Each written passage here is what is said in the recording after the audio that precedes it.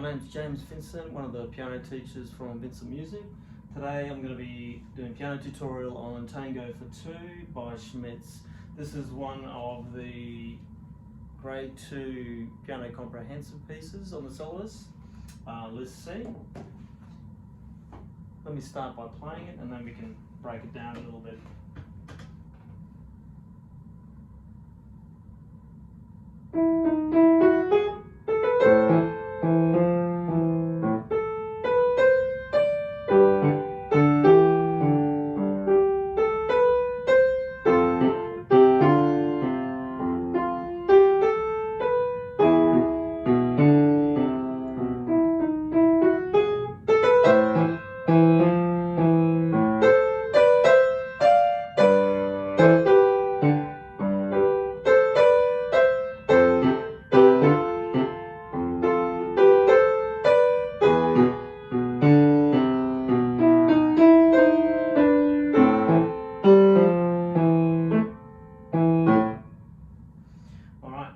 So, obviously this is a piece set about set for the dance for the tango.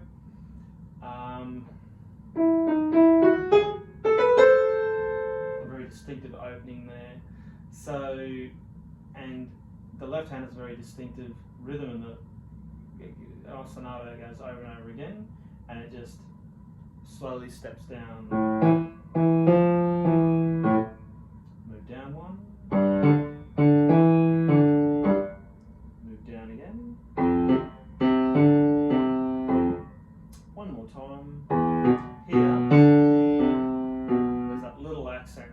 Give that extra emphasis there. And yeah, it's the real character of the piece. That rhythm, da da da da da da, distinctive to a tango. So you've got to keep that the same, articulation the same. One idea, two ideas, or at least two parts to make that whole. Descends down, so your pinky just starts on A, goes down to G, goes down to F, and then finally to E. And then there's just a general repeat of the whole thing there. And then we get to that right hand. Now in the performance notes, there's some good ideas there. So you want to start, it's kind of like come out of nowhere. So dynamically, you might start at the piano. And it's almost sort of two different technical things you've got to execute there. So if we start at the end of the phrase, there's that lead up of there's two semiquavers to the semi-breve. That can be difficult to achieve well. So if you isolate it like that and get that practice in, and really syncing that A and C together, that 1 and 3, get that going first. Some finger action and a nice relaxed wrist. Whereas at the beginning, that E, you just gently relax and set up on the piano with the third finger just barely touching that E, but relaxed enough that you can apply just a little pressure. And then of course you've got to make it grow with that crescendo. It happens again at bar 9, except this time after the repeat, which you wouldn't normally have to do for the examination anyway. You've got to go up a third higher to C and E. So it's a little bit more to it. What do we got? So this time you're going 1, 2, 3 and 5. Slightly different technique to the A and C there. And now where else we have? Okay, so we've got this dolce melody. So notice the dolce in bar, in bar 2. Sweetly in this case would be a little more the meaning. So this has to come across at the top in a singing style. So someone's do do do do do.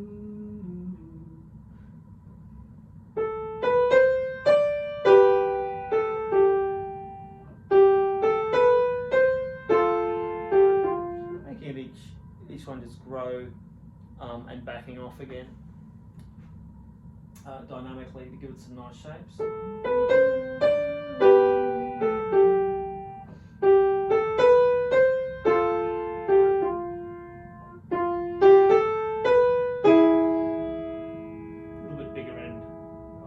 Super phrase there. Now you've got the harmony. So when we get to bar 10, 11, you're doing the same sort of shaped phrases, but you've got to do it with 2 notes at the same time, parallel thirds. So if you haven't tried this technique before, the key here, the aim is to get them nice and synchronized together, as though you're playing one note.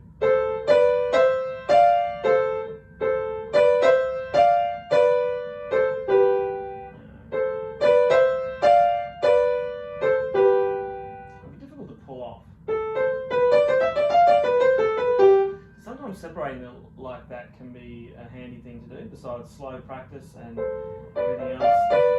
Note the fingering. So you could do it. Could do a little exercise like this on that first phrase at bar 11. So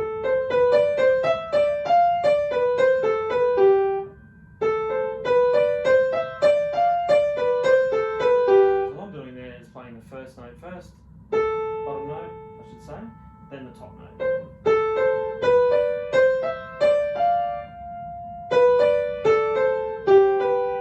My bad, the first time, at that time I did all the bottom notes first.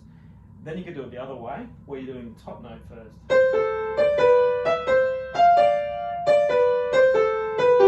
Now practicing the slurs, particularly at the top note, when you have that F, 4, 2, 5, 3, 4, 2. And trying your best to keep them held over a long time into the next note.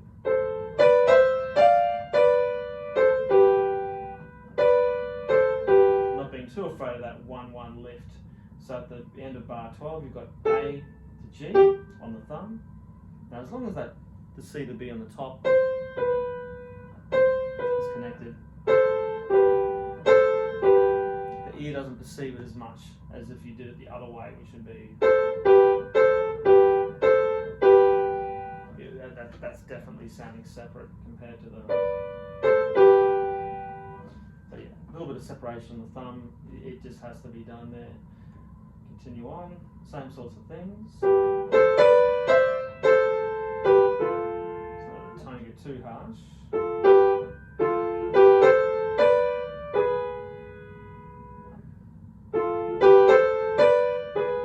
And are all these parallel third phrases, taking care to use the 2-1 at the beginning of each. You know, the left hand continues on. You may find too, let's see, if you take it back to bar 4, there's a little bit of coordination challenge to get right here.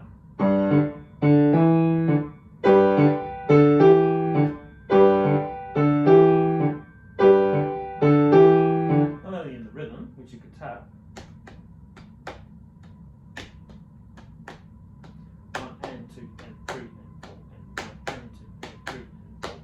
so that's useful. The second part to get right is the different articulations between the hands. So that right hand's smooth, where you've got that little break in the left hand, separation. So you may want to throw the rhythm away for a moment, just to focus on the elements of articulation. Making sure that right hand stays joined and doesn't mimic the breaking. I think in that first demonstration, I did break it, which is not good. Actually, that's more. Comes off at the end there. So there's another little challenge, and you also have, so at the end, I'd be tempted to use just a little bit of pedal to get that, because you've got 5-1, 5-1, 5. 5-1, 5-1, 4-1. That's all broken. So a little bit of pedaling on each note will help that smooth over. Even to the E flat and C there.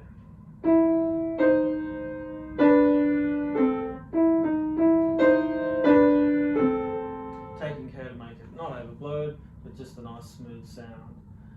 And what else we got here? So Alabreto, the speed, well, they're giving you the mark there, but Alabreto is fast but not too fast.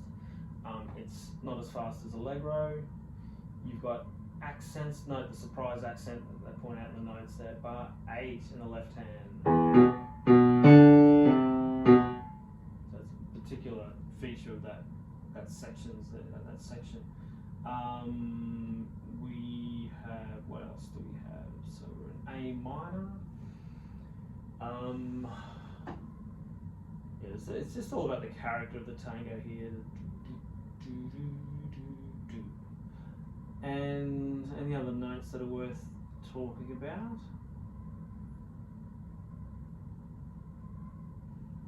Yeah, I guess the dynamics, right? So when you're starting off, mezzo forte, it'll be a slightly under mezzo forte. You don't want to go too strong. So you've still got time to build.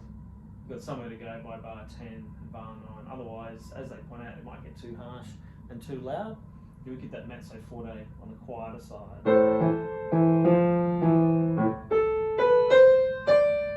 So when you build it up to the forte,